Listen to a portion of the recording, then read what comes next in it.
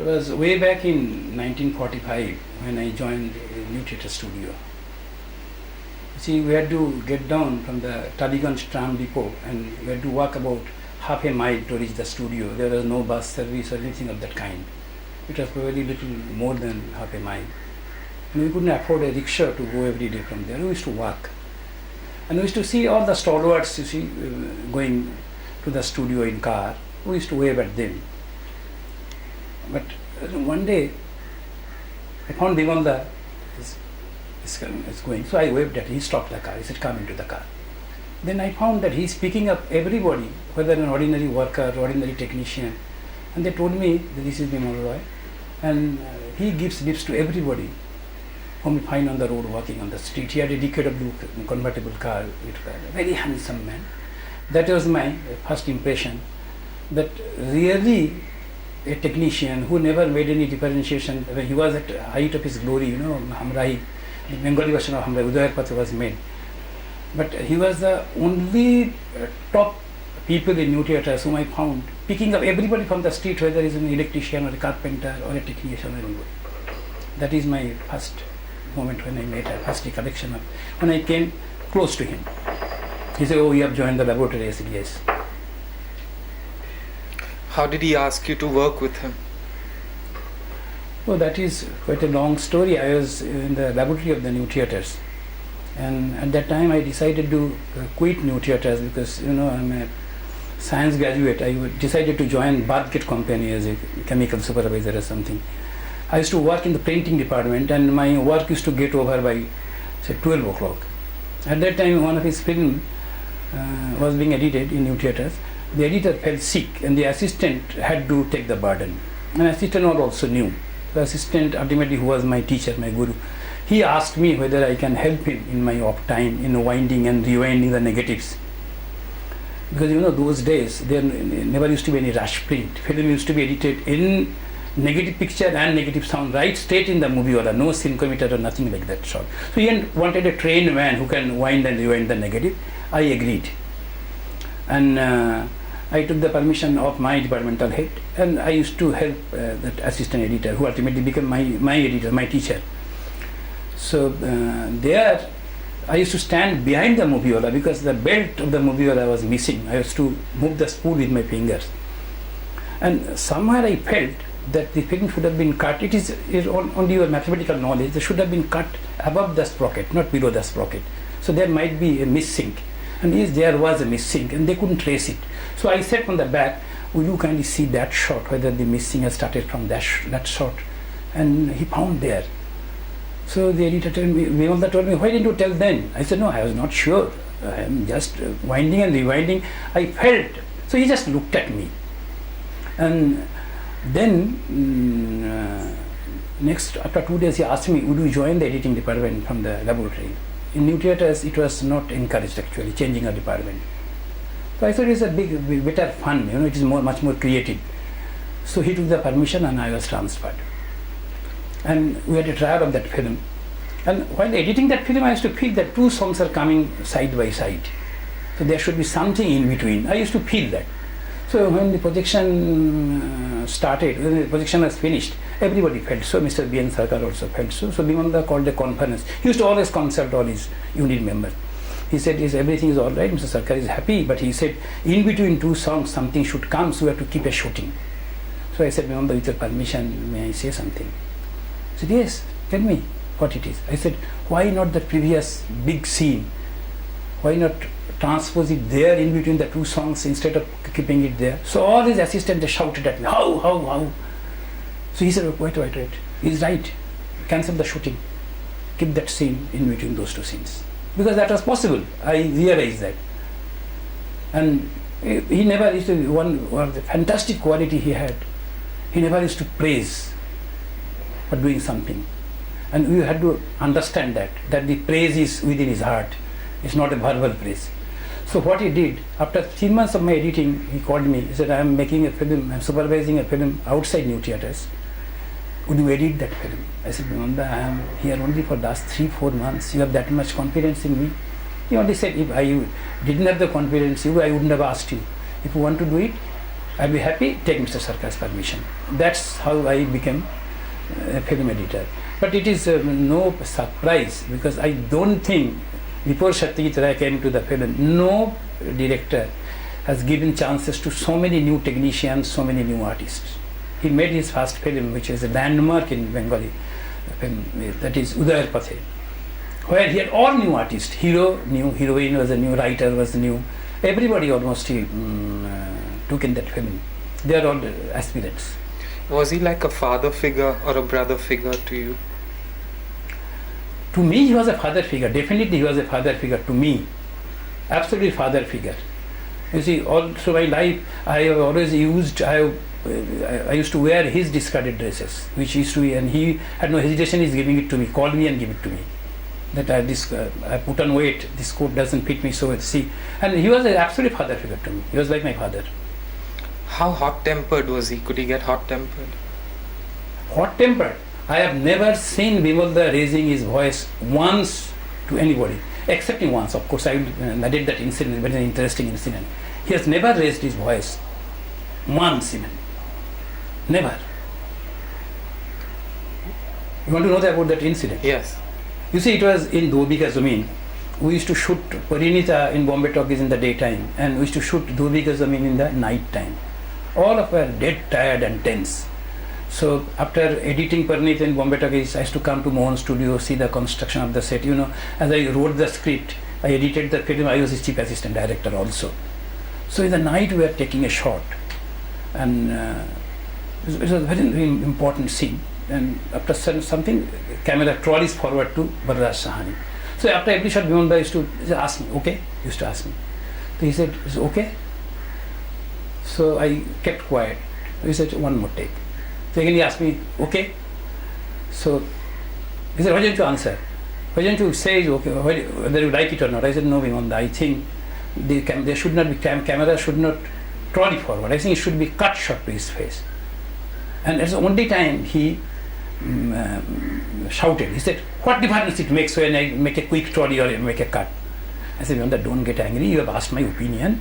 I have given you my honest opinion. I cannot say yes because you have taken it.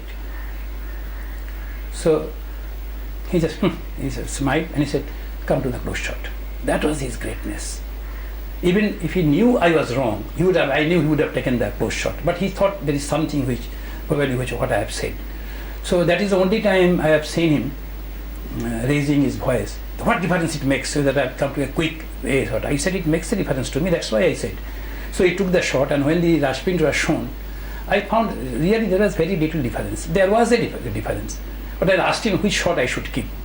And he said, from the close shot. So that was his greatness. Even if he wouldn't have made any difference, he didn't have any ego that why I should listen to an assistant who is assisting me for the first time. And he used to keep me.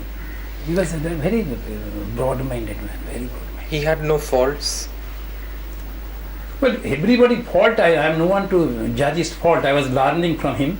So I was learning mainly from his qualities, how to keep a mind open, how to be, absolutely be in tune with a film, and how not to underestimate anybody's suggestion, but to listen to them and do your own, do what you think best. Could he be withdrawn or distant with his assistants? Would you get apparently he was withdrawn, apparently. But you see, you have to know a man, and for a very close quarter to know what actually he was. Many people used to think, they used to talk very little. Many people used to think he's proud. But he was the most kind-hearted man, a man without any artificial ego I have met in my entire life. And I can give you hundreds of examples on that. Even a production boy, had the guts to suggest him seeing something. And he used to listen to them. He never used to accept all of them. But if there was something in some of the suggestions, he used to accept even that. He had quite a few assistants, all very gifted people. Would the assistants get possessive about him? Would there be a kind of rivalry between the assistants? That was always there. Those age was the age of insecurities.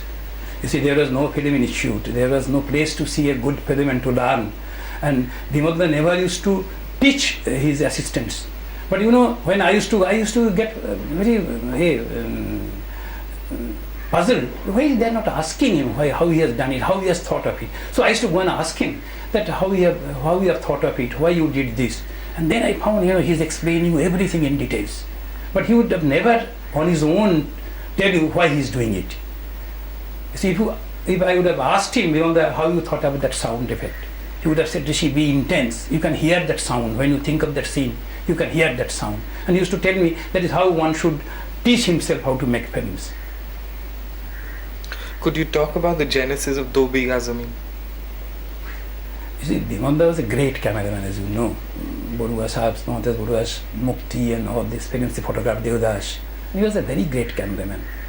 When he brought me to Bombay, when he came down to Bombay, I could see the problem which ultimately I suffered.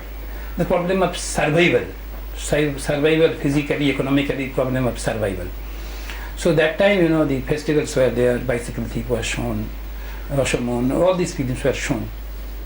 So one day I had a frank talk with him. I said, you are like my father, I hold in you highest esteem. Are we going to go on making this film all through our lives? He said, Rishi, what can we do? I said, Bimal, why can't you make a film like this? He said, you get a story. So this film was being made in Bengali called Rickshawala. So I told him there is a story like this. He said, these are 3 short stories it looks like. I said, it can be joined into one page. He said, write a script then. Write in 6 or 8 pages. I wrote it in 24 pages. And I narrated to him. And he made it. And I knew it is so easy to write or visualize a film, to make how difficult it is. I realized when he told me, you will be assisting me in this film as my chief assistant. But since he was a cameraman, well, I learned almost all filmmaking from that film from him. It was shot entirely in outdoor. And it was so difficult. How you can shoot a scene in Howrah station or near the Howrah bridge with 2 artists, almost getting run over by a tram, things like that. He taught then how it can be done. And I'm talking about 1952. So you had to have a dummy camera, take a glamorous heroine in a rickshaw, put that dummy cameraman there, and he used to teach Balraj what is to be done. And a man used to stand with a wrapper around him with a hand-held camera. And suddenly the scene used to be enacted and the film used to be shot without knowledge of anybody. And you see those scenes, you'll be amazed to see that nobody watched it. And I learned from him. And I used to tell him, how did you think of this? This can be done in this way. He said, if you are a progressive, your path is not very smooth. You have to devise means and ways of how to shoot a scene, how to do it. Which was the most difficult scene to do in Do Bigha Zamin?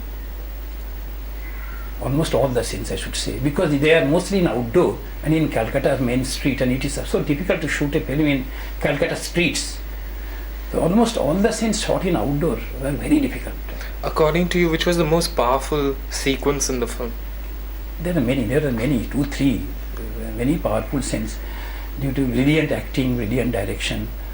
There are many. If I ask you today, can you recall a scene from Do Bigha Zamin, which would you recall immediately? I think that rickshaw accident scene. That when Balraj is pulling the rickshaw, a boy playfully chases a girl and tells Balraj Shani to go faster, to move faster, and there is a horse carriage, hackney carriage going, so shot of the horse roofs, the sound is overlapped on the feet of that barefooted man, and he's whipping the horse, and the fellow is whipping a handkerchief, so the sound overlap on the whip. That sequence I thought was very powerful. It is said it was directly inspired by bicycle thieves. Would you say that's true? No, it is not directly inspired, but that a camera should be taken on the street. That much was probably taken from that. No, you are inspired in whether from a literature or whether you've seen in life, you are inspired by something or other. Whether you have seen or read in the life or you have seen. But it is not a copy of Bicycle Thief, no doubt about that. But that a film can be made on the street with newcomers who are not known to the people. Where that the hero of the Bicycle Thief was a mason, I think. He was a mason who never came back to film again. So Bimal selected Balraj Shani, who was not known. He selected Ratan Kumar, who was a new boy, like that Jagdeep and others who were absolutely new. And he could shoot it on the streets of Calcutta with those people. Didn't Meena Kumari have a small role in it? That was guest role. Was it necessary, star value? No, he didn't depend. He wanted a middle class sensitive woman who is very sympathetic. You know, one thing in Bimal's nature was, he never has shown any pity to anybody in his life. He was tremendously compassionate man. Everywhere you can see compassion dripping from his films.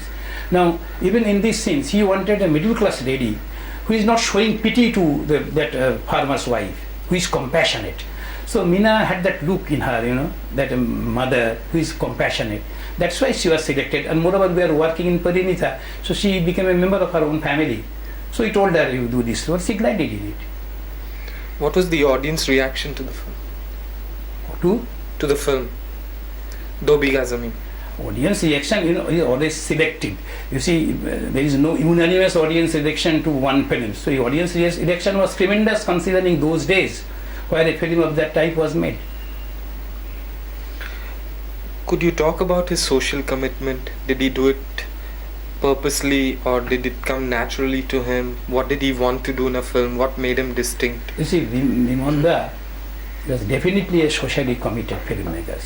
You see the films he has made, right from, say, Hamrahi to Anjangarh, to films he has made here, or his own films, especially Do Bigha Zamin, Naukri, Sujata, Bandini. He was a voracious reader and he was a terribly socially aware man. Only thing, there was certain restriction which we all had when we came to Bombay, how to survive. But he was absolutely socially committed. He had never taken a theme which is reactionary in nature. Never taken any theme in his life which is reactionary in nature. Did he have any favorite writers, authors? His favorite writers and authors? All great writers. He used to read, every day he used to read one book. And which filmmakers did he like? Abroad and here? Well, Chaplin was a great favorite of his. I didn't, to be honest, I didn't discuss which filmmaker he liked, because at that time the filmmaker I liked was Bimal Roy. So, you know, I was immersed in his work. But wouldn't you go together to the movies? Yes.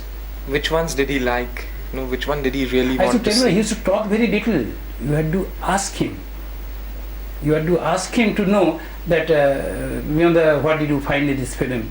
He would say one work, remarkable. Then he would ask you, will you eat something? You know, so that again you have to pose the topic again. Would he take note of, say, his assistants' birthdays? Would he give you presents? Did he ever give you a present? No such outward gesture. But as I told you, it's not that because Bimal is no more here and he was my guru, I am praising it. I am not in a habit of doing so.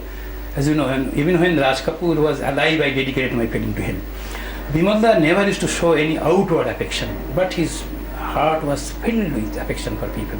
When you came to Bombay Talkies in 51, it got closed. So he said, you should not write to your family members for money, you should take it from me.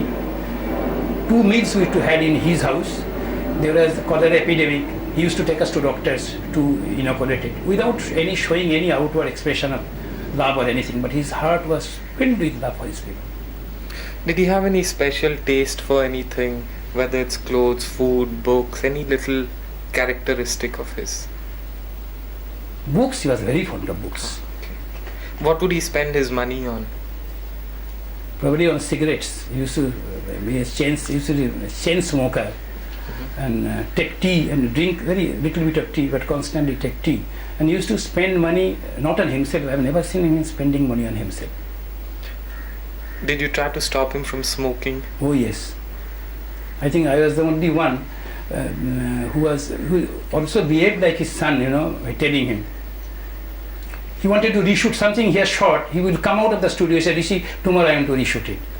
I said, why? No, I think I should have used 50mm lens. I said, what you have used? I said, 40. I said, what difference it will make? No, you see, it makes difference. I said, no, I will not allow you to shoot it. You complete the film, it is your own production, your own money. You shoot afterwards. He said, I don't get sleep. If I know I can improve a scene, if I don't get it done, I don't get sleep. I understand his agony. I said, okay, Bimal, shoot. But I used to stop him out of love. He could understand it. I used to control the production also. So I used to say, no. He said, no, Nishi, I don't get sleep if I don't rectify my mistakes. He used to be a good still photographer. Brilliant still photographer. You see if you meet Bodhi, Mrs. Bimal Roy, whom I call my bhabhi, you can see some of them. What did he photograph? lots of things. Man. He was a brilliant photographer. Have you seen Mukti?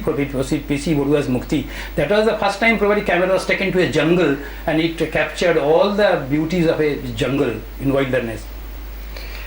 We are talking about his social commitment, but when Madhumati, what happened? Did he want to take a break?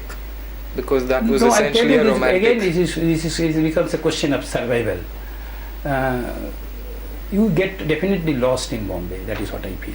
Now, Madhumati was written by whom? No less a man than Ritik Ghatak. Nagin was written by whom? No less a person like Bijan Bhattacharjee, who was the father of this modern stage movement, this Navanna, one of the founding fathers of IPTA. So, there is a question of survival. I am told even, say, Lenin in exile worked as an extra in American films, I am told. I read somewhere, So, these are a question of survival from it. Even then he made a lyrical film. Even in that commercial orbit, he made a lyrical film.